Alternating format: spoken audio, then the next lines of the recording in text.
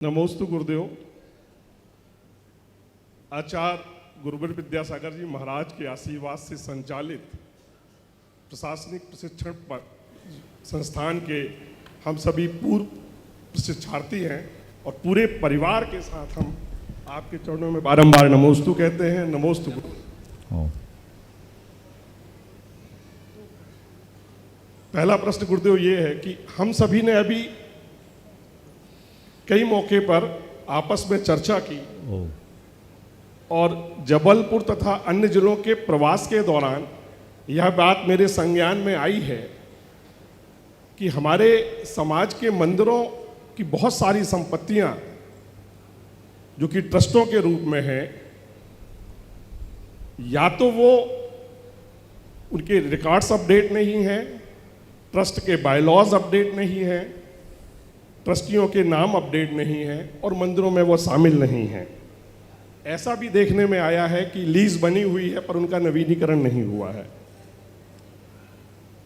मुझे लगता है कि ऐसा अन्य जगहों पर भी होगा। क्या गुरुदेव, हम लोग ये चर्चा कर रहे थे कि क्या ऐसी कोई कमेटी अखिल भारतीय स्तर पर, क्षेत्रीय स्तर पर या प्रांतीय स्तर पर तैयार हो जिसमें राजस्व, न्यायपालिका, पुरातत्व एवं ट्रस्ट के जानकार सभी शामिल हों और सभी मंदिरों की समीक्षा करते हुए ऐसा कुछ काम करें ताकि जो संपत्तियां हैं वो अपडेट हो जाएं। बहुत बहुत ही प्रासंगिक सवाल आपने उपस्थित किया है। पहले तो मैं चाहूँगा एक बार इन सभी प्रशासनिक अधिकारियों का जोरदार करतल ध्वनि से अभिनंदन कर दें। कभी हमने इन लोगों को मड़िया जी में पढ़ते हुए देखा है और आज आगे बढ़कर ये लोग अपने अपने दायित्वों का निर्वाह करते हुए देश प्रदेश और समाज की सेवा करते हुए धर्म प्रभावना के कार्य में लगे हैं।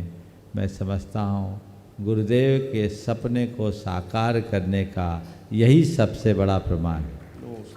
आप सबकी जानकारी के लिए मैं ये कहूँगा कि देश में सबसे पहला प्रशासनिक प्रशिक्षण संस्थान 1990 में जबलपुर में गुरुदेव के निर्देशन में खुला, दिगंबर जैन प्रशासनिक प्रशिक्षण संस्थान।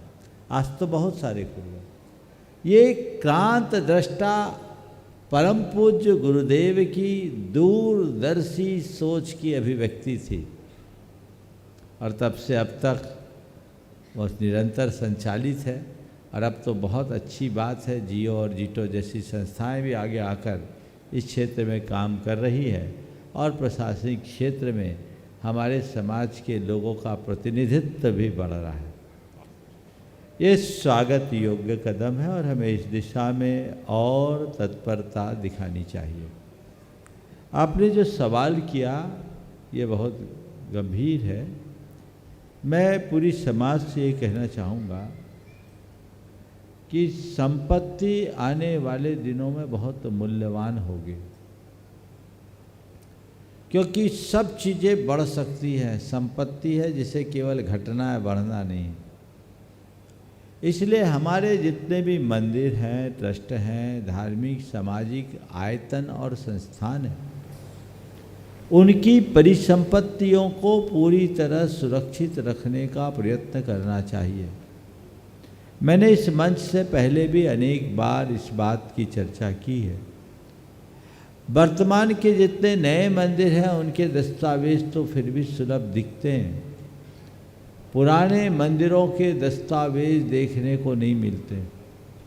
कई जगह ऐसे है कि हमारे पुरखे लोग होते थे, उनके पास वो सारे दस्तावेज रहते थे और प्राय जो एक बार पदाधिकारी बन गया आखिरी तक वही बने रहते थे। ट्रस्टों में ऐसी व्यवस्था होने के कारण वो सारे डॉक्यूमेंट, सारे दस्तावेज उनके ही पास रह गए और इस बीच वो यदि दुनिया से चले गए, बच्चों को बताया नहीं बताया, बच्चों ने संभाला नहीं संभाला और हमारी दस्तावेज़ों के अभाव में कई जगह की संपत्तियां खुर्द बुर्द हो गई। पेपर्स नहीं और लोगों ने फर्जी डॉक्यूमेंट्स बनाकर उन पर अवैध कब्जा भी किया। हो सकता है आपने भी अपने सेवा के दौरान इस चीज़ का अनुभव किया होगा। बहुत सारे लोग हैं कि मंदिर है, मंदिर को कौन ले जाएगा, लेकिन ध्यान रखना है दस्तावेज के बिना आप भविष्य में कुछ भी नहीं कह सकते। इसलिए आपने जो ये प्रस्ताव रखा है ये बहुत ही सामयिक है। हमारे समाज के ऐसे विशेषज्ञों की कमी नहीं, उनकी एक कमेटी बनानी चाहिए। और मैं तो चाहूँगा तुम ही लोग नेतृत्व करो, देश और प्रदेश के स्तर पर 5-7 अधिकारियों की एक कमेटी हो, जो मूल कमेटी हो और हर राज्य में उसकी शाखाएं हों। राज्य के अधिकारी, क्योंकि हर राज्यों के स्थानीय नियम भी बहुत होते हैं, उनके जानकारों को भी इसमें छोड़ा जाए और उसको पूरी तरह से टेक्नोलॉजी से जोड़कर एक फोरम बना दिया जाए। बहुत बेहतर हो प्रमाणिक ऐप के साथ उसको अटैच कर दिया जाए और देश भर के किसी भी मंदिर, किसी भी कमेटी के लोगों को कोई सलाह लेनी हो तो वो उसमें सलाह दे सके, तो एक अच्छा प्रयास हो सकेगा। इसके साथ ही मैं सारी कमेटियों को ये कहूँगा कि आप अपने अपने यहाँ के दस्तावेज़ों को ठीक करें और सारे दस्तावेज डिजिटलाइज कराएं, उनको डिजिटल फॉर्म में रखें। और एक सलाह और है, मंदिरों के दस्तावेजों को किसी के घर में न रखें। कोई भी पदाधिकारी मंदिर के दस्तावेज घरों में न रखे, या तो मंदिरों में जैसे स्ट्रांग रूम होता है वहाँ रखे, अथवा बैंक में लॉकर लेकर प्रस्ताव पारित करते हुए वहाँ रखे। और जहाँ भी रखा जाए उन संपूर्ण दस्तावेजों का एक रिकॉर्ड रखा जाए कि ये दस्तावेज अमुक अमुक जगह पर रखी गई है, ताकि आज से 100-200 वर्ष बाद भी कोई खोजना चाहे तो उसे परेशानी ना हो। कई जगह की हो सकता है, आपके इंदौर के भी कोई पुराने मंदिरों में ऐसा होगा।